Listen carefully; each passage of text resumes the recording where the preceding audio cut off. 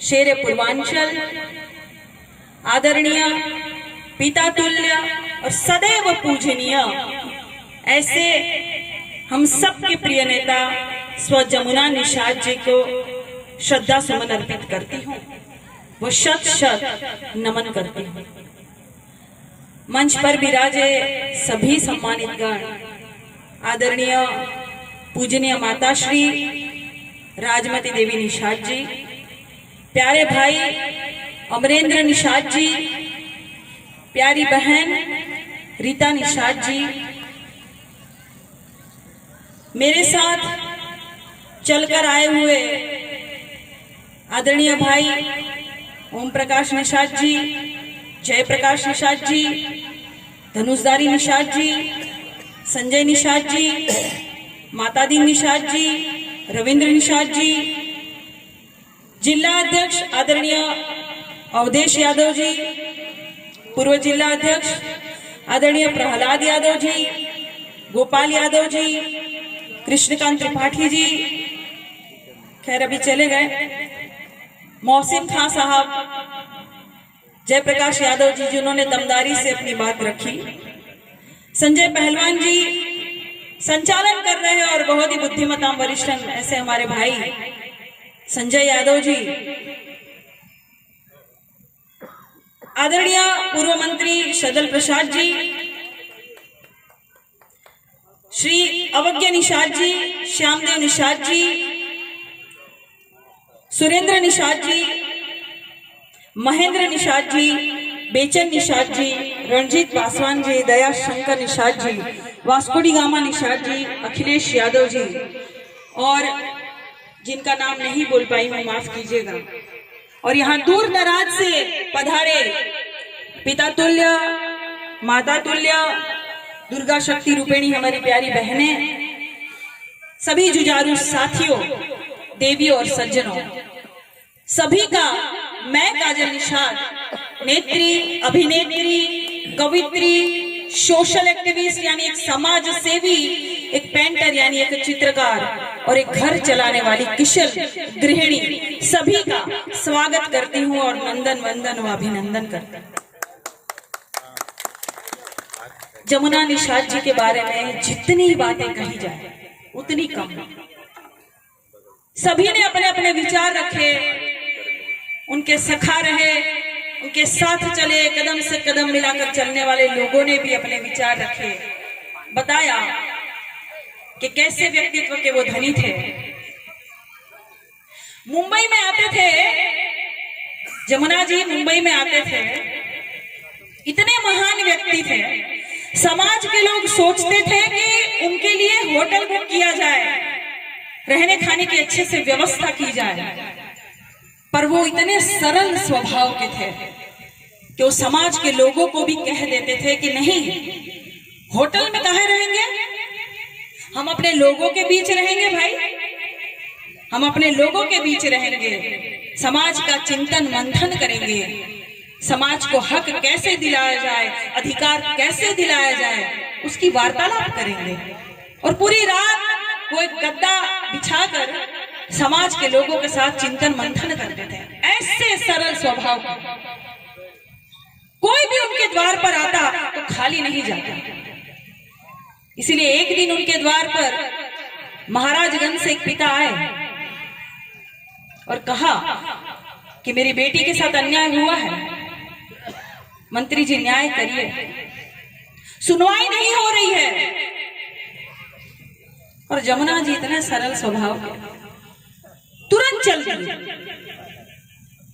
फिर आप सबको पता ही है कि साजिश के तहत किसी और ने गोली चलाई और जमुना जी को फंसा दिया गया, जेल जाना पड़ा और परिवार पर दुख का पहाड़ टूट पड़ा। लेकिन जमुना जी ने तो आम उगाए थे ना, आम का पेड़ जो है वो छांव भी देता है, फल भी देता है, और आम रूपी समाज ने, यही आप लोगों ने इस परिवार का साथ दिया, सहयोग दिया, आशीर्वाद दिया। और फिर जमुना जी बहुत महीनों बाद छूट कर आए तो आप सबने देखा था कि अपने नेता के कदम से कदम मिलाकर चलने वाले लोग, हुजूम, भीड़, सब प्यार स्नेह आशीर्वाद के साथ अपने नेता के साथ हुजूम निकल पड़ा था। यही बात तो पची नहीं ना लोगों को। यही बात तो खाए जा रही थी कि कैसे एक ऐसा दबा कुचला वंचित समाज का एक ऐसा नेता कैसे खड़ा हो गया, कैसे अपने समाज के हक हुकूक की बात करेगा। साजिश चलने लगी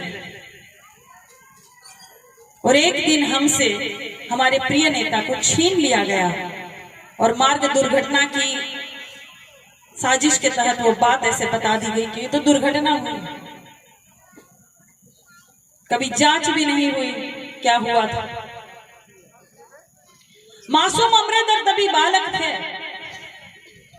समझ नहीं थी, पढ़ाई लिखाई छूट गई, किससे दुख कहे, किससे बातें करे, बहुत कुछ सीखना था। वो दर्द, वो तकलीफ वो बच्चा किसको बताएगा। ऐसी एक पत्नी घर में ही रही जो कभी निकली नहीं घर से बाहर। ऐसी पत्नी अपना दुख दर्द किसके साथ बांटे भाई, किसको समझाए कि कैसा दुख का पहाड़ उन पर टूट पड़ा। कौन समझेगा, हम ही समझेंगे, आप ही समझेंगे।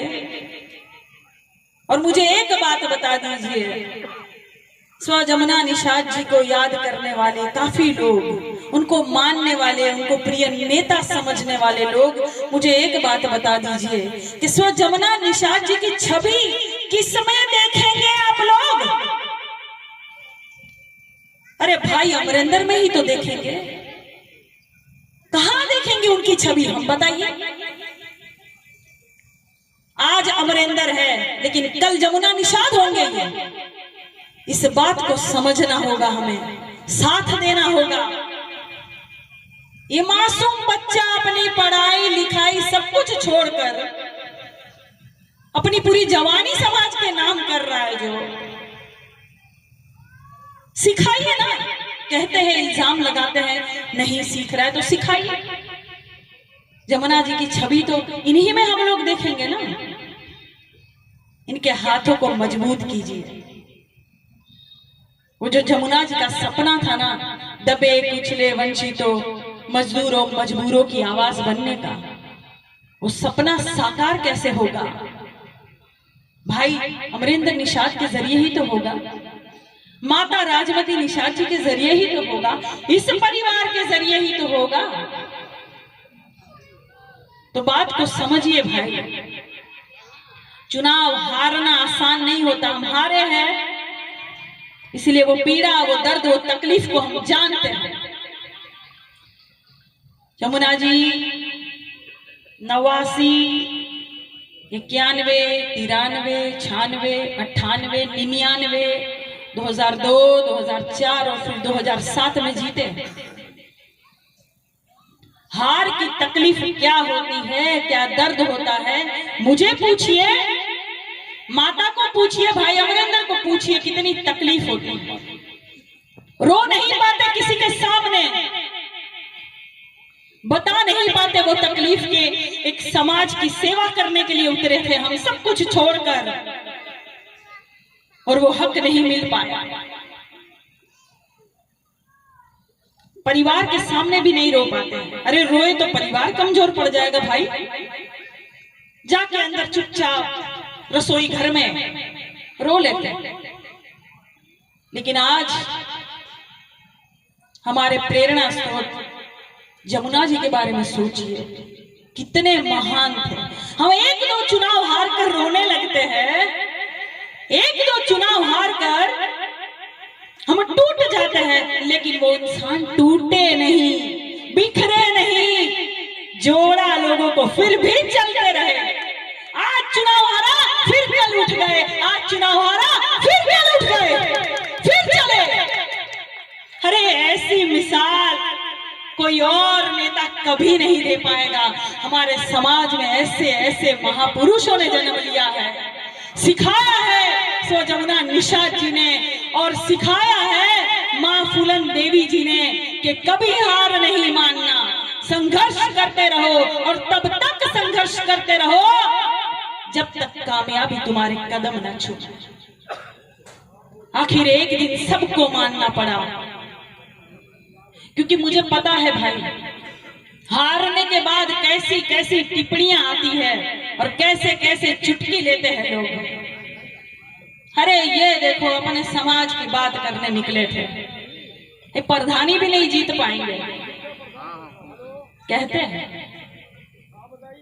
बहुत लोग कहते हैं। सुना है, हमने अनुभव के साथ कह रही हूं, एक्सपीरियंस के साथ कह रही हूं।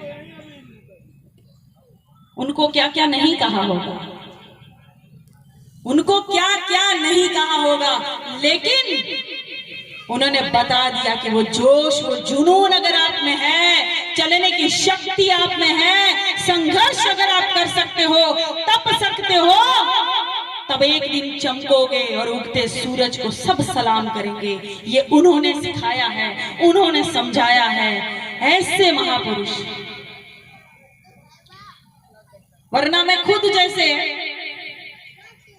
चुनाव हार गए थे जिस दिन, उसी दिन बाहर निकले थे कि वोटिंग हो चुकी थी, हार कर बाहर निकल रही थी, वो भाई अमरेंद्र मुझे मिले रास्ते में और उन्होंने कहा कोई बात नहीं, राजनीति है, हार जीत चलती रहती है। ऐसा अगर कोई कह सकता है तो वो जमुना जी का सुपुत्र हो सकता है, वो अमरेंद्र निषाद हो सकता है। इतनी हिम्मत, अरे हम हार के निकल रहे हैं और इतनी हिम्मत के साथ वो भाई मुझे कह रहा है कोई बात नहीं, राजनीति है, हार जीत चलती रहती है। तो ऐसे भाई को अगर आप नहीं जिताएंगे, ऐसे बेटे को अगर आप नहीं जिताएंगे, कौन आपके हक की बात करेगा भाई? जैसे अभी भैया बता रहे थे, प्रहलाद भाई के वहां जो बोर्ड लगा है उसकी अब कोई बात नहीं करता, कौन बात करेगा? आपके हक की, आपके अधिकार की बात कौन रखेगा जब आपका बीच का ही कोई नेता नहीं होगा, आपको समझने वाला? अगर भाई अमरेंद्र निषाद जी को आप प्यार, सहयोग, आशीर्वाद नहीं देंगे तो किनको देंगे? जमुना जी की छवि तो इन्हीं में देखना है और तो कोई है नहीं। तो मैं विनंती करती हूँ, आज कल कभी भी जब भी अमरेंद्र भैया खड़े हो जाए, साथ में खड़े हो जाइए, प्यार, आशीर्वाद, सहयोग और साथ दीजिए इनको।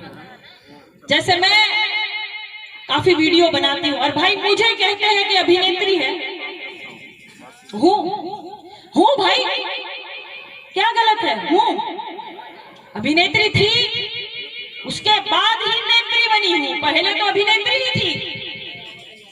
हूँ, अरे किसी को लूट तो नहीं लिया, किसी का करोड़ों खा तो नहीं गए, किसी को धोखा तो नहीं दिया, अभिनेत्री हूँ, गर्व से हूँ।